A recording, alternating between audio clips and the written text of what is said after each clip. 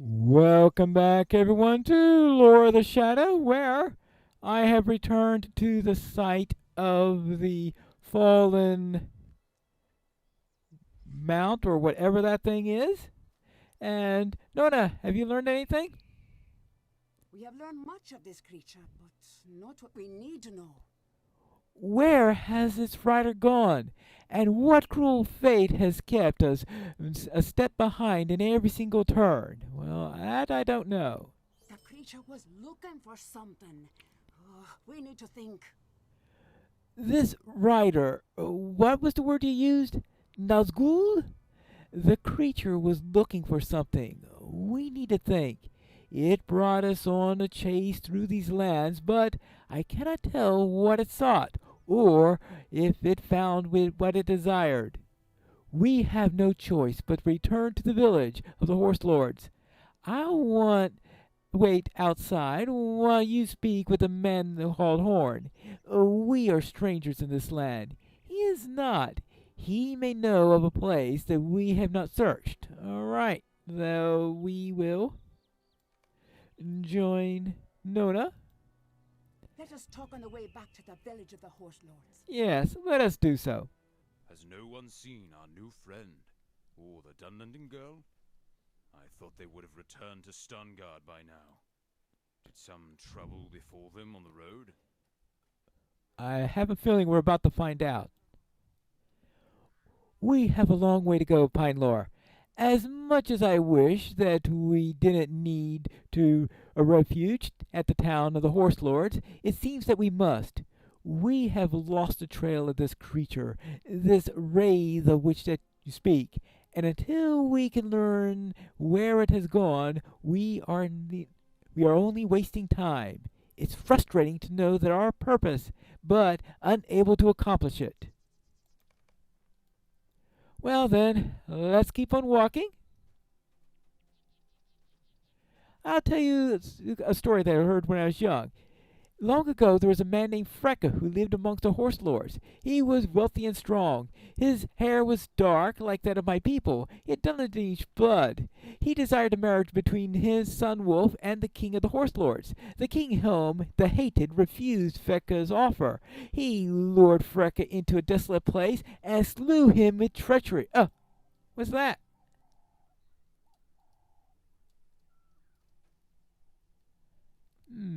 Easterlings! Oops. Well, she tells a different version of the story than the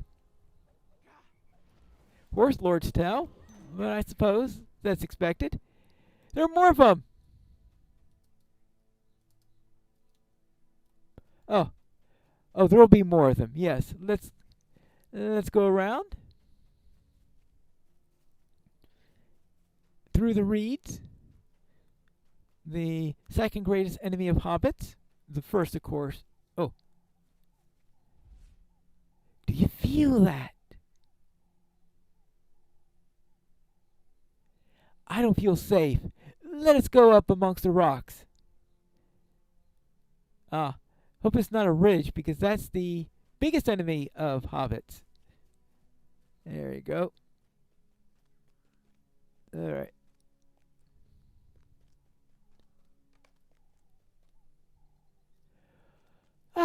Well, nice and exposed. Something is near, Pinelore. It must be the ray that you sought. It seeks my blood run cold. Nona looks at you with wide eyes, and you are suddenly reminded that she has not had much experience with creatures of such evil. She puts her hands on the hilt of Wadu's sword, her sword, and her former fright is replaced with grim determination.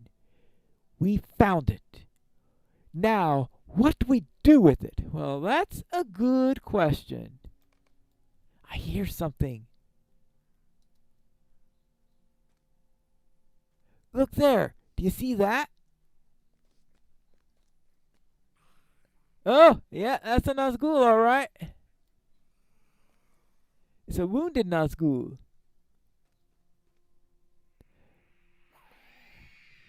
Oh yeah.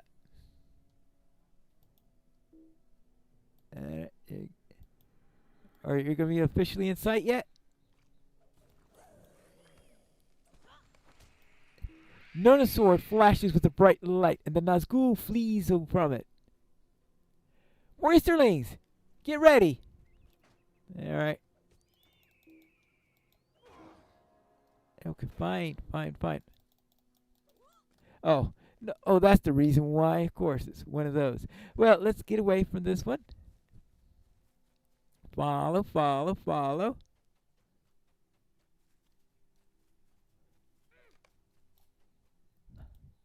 Why are you bothering me? I will not run from you. Why, you've been doing such a good job of it so far. I am your better. My people have powerful friends. I will show you how strong a man of the Kundalar can be. Right. Fine.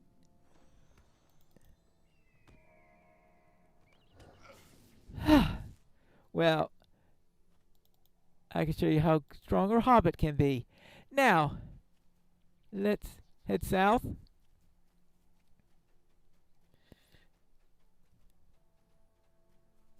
Oh yeah.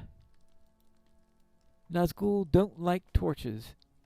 You hastily grab a fallen torch, burning in your hands. The noose shrinks away from the blazing fire.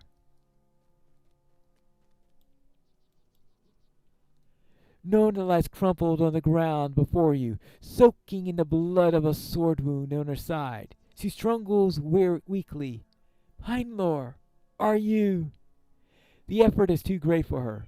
She needs aid of a healer if she is to survive this wound. In the back of your mind, one worrying question refuses to go away. From which blade did she take this wound? Did an Easterling blade cause the injury, or was it the blade of the Nazgul? You prepare yourself for the long journey back to Stangard with Nona. Back to Stangard. And that guard is looking over Nona very, very carefully, even though she's wounded. Heinlor, is everything all right? Nona's breathing is ragged and shallow, and the gash on her side still bleeds around the cloth with which you tried to staunch it all. When you brought her to Stangard, she was barely conscious.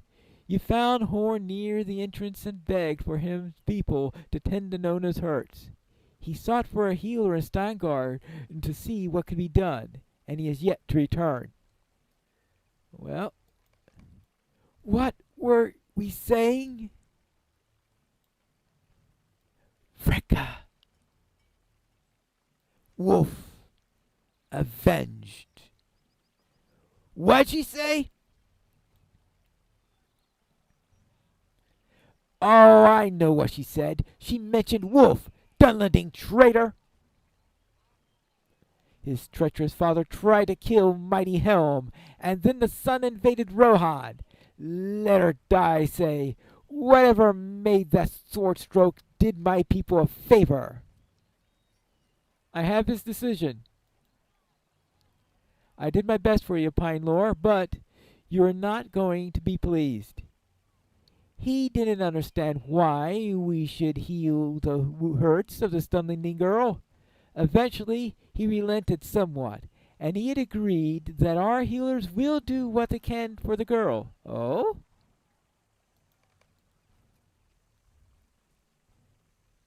What? Heal the girl? There is a condition. Oh, and what's that? Our healer will see to the girl's wounds, but she must relinquish all claim to the sword that she carries. It is a sword of Rohan. It belongs to us.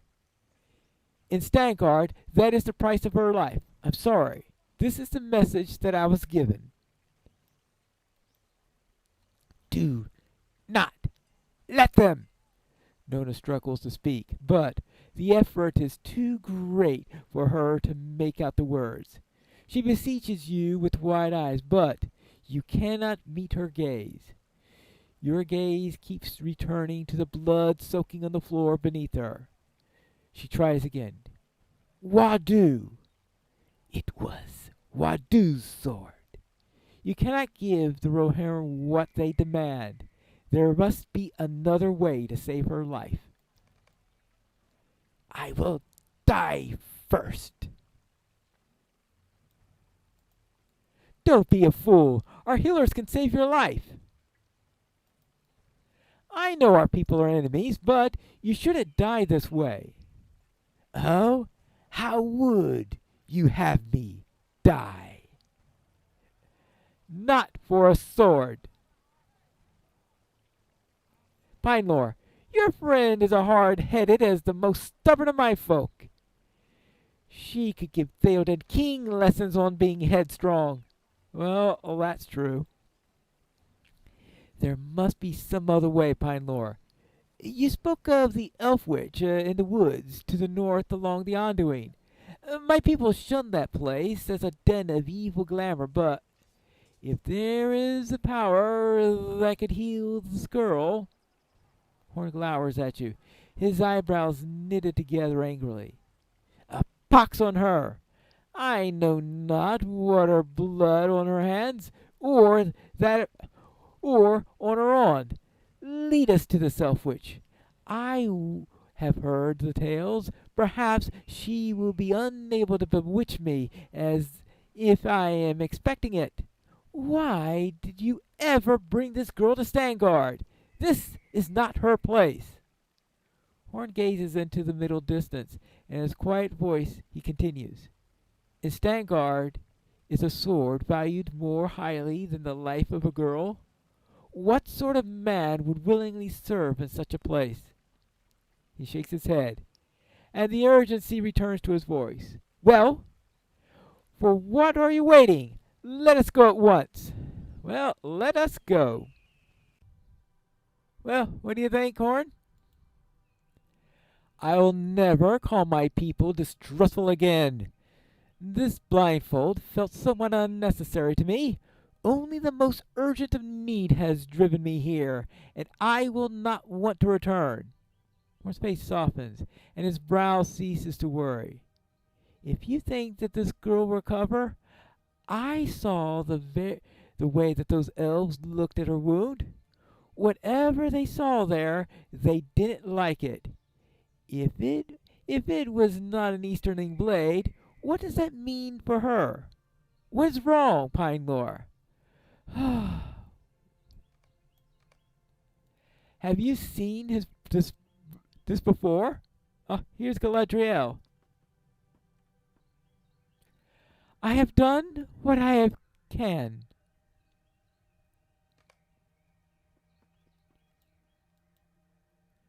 The danger has passed, Pinelore. The wound was deep, but it did not fester, and yet I did not wish to leave the girl to the care of my healers.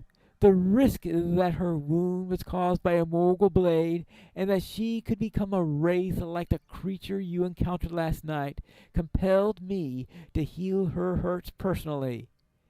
If that has proven the case, I would have ended her suffering. It would have been a mercy and necessary to safeguard Lothlorien and indeed all lands. You think me cruel? I'm glad that it didn't come to that.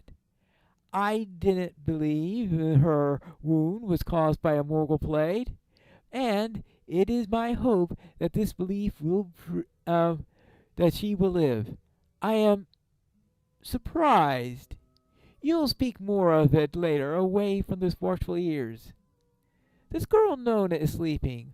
When she is awake, you will be brought to her. For now, she should rest. Dream no troubling dreams. In Lothlorien, your rest will be peaceful. What do you say, Horn? This is clearly some glamour of this land. I feel as if I could take on any foe and achieve victory, or cross any landscape, no matter what the obstacles. Your elf witch works wonders. Only song could do justice to her powers of healing. The relief I feel is overwhelming, Pinelore. She'll live. Unless it is rude that I ask, I would like to return to the forest floor now. I'll return to Stangard by myself, but I would like to see you again. Once the girl is recovered, bring her as well. If I am to compose a song of your adventure, I'll need both of your accounts as well, after all. All right, I guess I can do that. It is well that Nona will recover, though I suspect it'll take time. You have journeyed far and have come very close to death and sadness. And yet, still you skirt the gravest danger and come safely through to the other side. I hope that our mutual friends fare as well. I told you earlier that I had nothing to do with your dream, and this was true. But when you described your visions to me, I didn't tell you everything that I suspected. It seemed clear to me that your paths must cross one of the 9. I believed the girl would die, and yet, unbelievably, she didn't. Either through your actions or hers, you both escaped the clutches of the Nazgul. And either through curious good fortune or powers unknown to me, our mutual friends seem to have outdistanced its pursuit. But there is no rest for we who worry of their safety. The Nazgul is not the last danger that they will face. They and you are not free of the evil's clutch just yet. Rest for a time, but not for long. There are plans to be made, Pine Lore, and we will speak again, and soon. And we get the Kara mirror.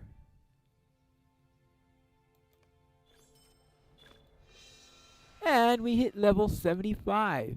We completed the Mists of Anduin. Oh, he has a new quick slot for, of course, the usual letters you get at level 75. Deed completed for that.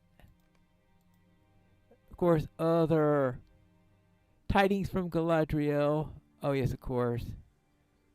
New skirmish. Well, okay, not really a new skirmish available, but alright. And a letter from Galadriel. But we're not going to open that yet because I want to save. Okay, I guess I'm going to open it just so that it stops giving me the alert. It says, I have need of you, my adventuring friend in Karas Galetron. Come to me outside the house of Celeborn, my husband, and we will speak of things that I have seen in my mirror. Alright, and that's in order to begin chapter 7 in there. So, we will be coming here eventually, but we're not going to be doing that until they release the updates to the Lore Master, since there are major up ones there, and I don't want to start Rohan and be halfway through it and then redoing everything. So what we're going to do is I'm going to run skirmishes. I think I'm planning on tier 2 right now. I'll run a series of skirmishes, and part of it is to get a baseline on the Lore Master, and then I'm expecting maybe halfway through that series of skirmishes that we will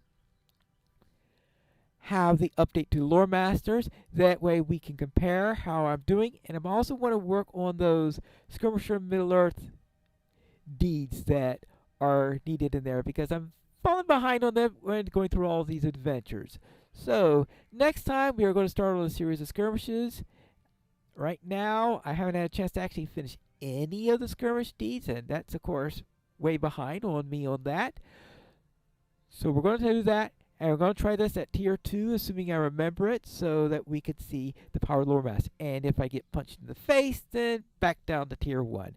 But that's going to be starting in the next episode of Lore of the Shadow.